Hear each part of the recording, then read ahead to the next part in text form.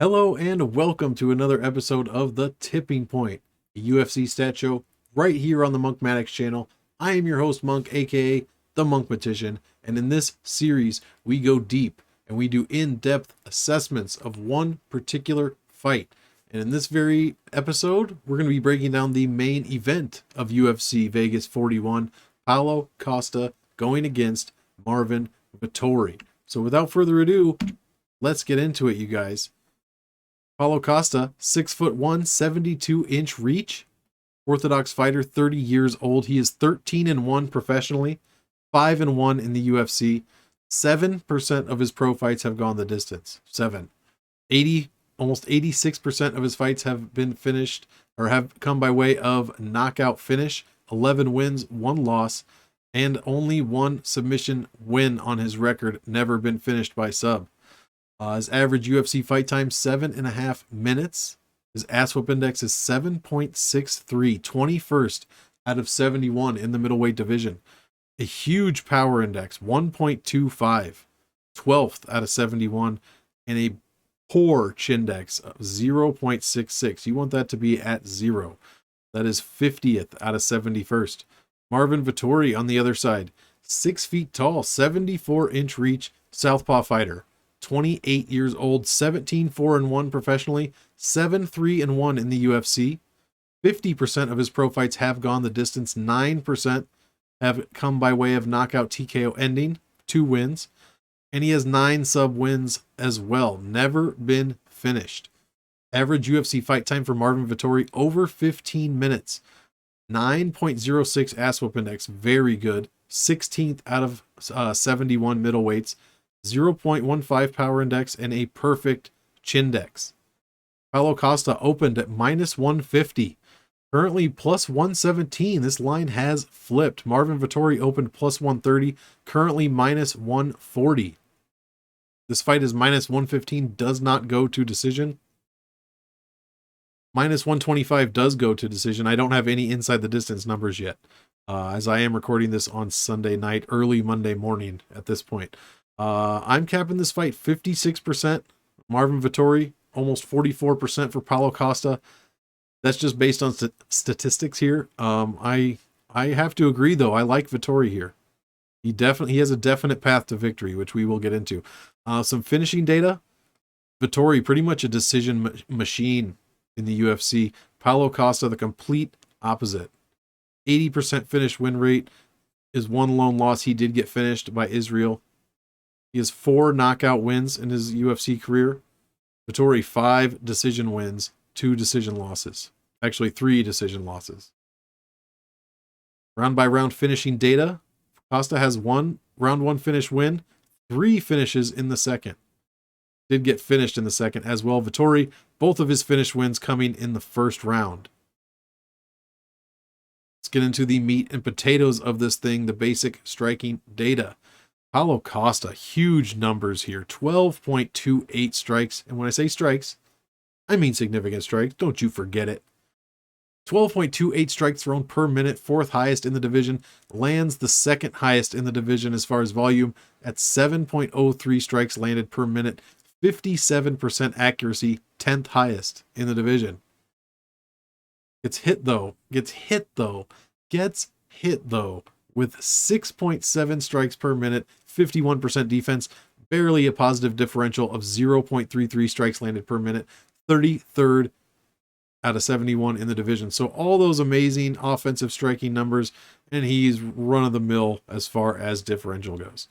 Marvin Vettori, 3.88 strikes landed per minute at a 43% off accuracy, 3 strikes landed against per minute, 64% defense, and a much better differential than Paulo Costa, 0.84 strikes landed per minute, 20th out of 27.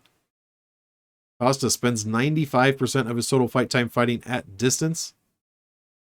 4 knockdowns for Costa, 2 knockdowns against. He has a 1.32 knockdown per KD per 15 minutes, 7th highest number in that category. Vettori, 64% of his total fight time fought at distance. 1 knockdown scored for Vettori, never been knocked down. Let's get into some takedown numbers here. No takedowns for Costa, 0 for 1. He has fantastic takedown defense, though, stuffing 12 of 15 takedowns thrown against him. His opponents throw 5, just under 5 takedowns per 15 minutes against him, landing just under 1.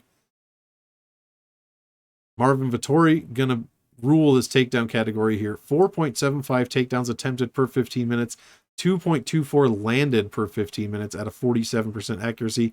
He's just under 79% takedown defense, right around where Costa is. You know, he stuffed 26 out of 33 of those. 26% takedown efficiency. I mean, he's just ruling this takedown number here. When he wins, he lands, half a takedown more than his average, 2.75.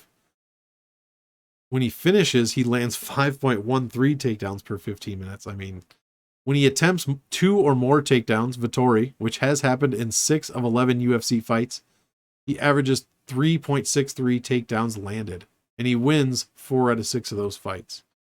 So that's, spoiler alert, that is Marvin Vettori's path to victory. Land at least 1 takedown per round.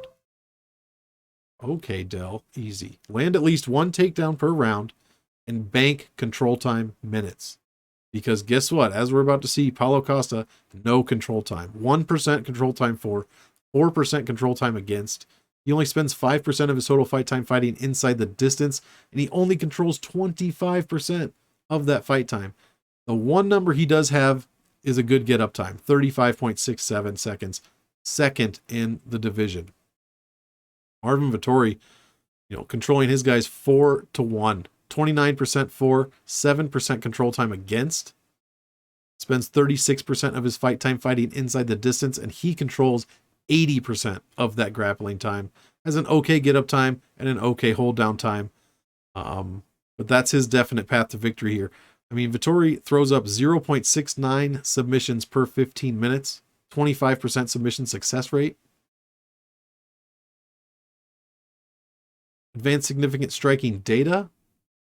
What's jumping out to me here is Marvin Vettori has most of these categories. He's better in most of these categories, with all except for head strikes landed per minute, and then body strikes landed. My goodness, Paulo Costa, 2.87 body strikes landed per minute. That is second highest in the middleweight division. He throws 3.5 body strikes a minute, 82%. How's Vettori against body strikes? Let's see, 42% defense. He 0.47 landed against per minute. So he's towards, the top 25% of the division.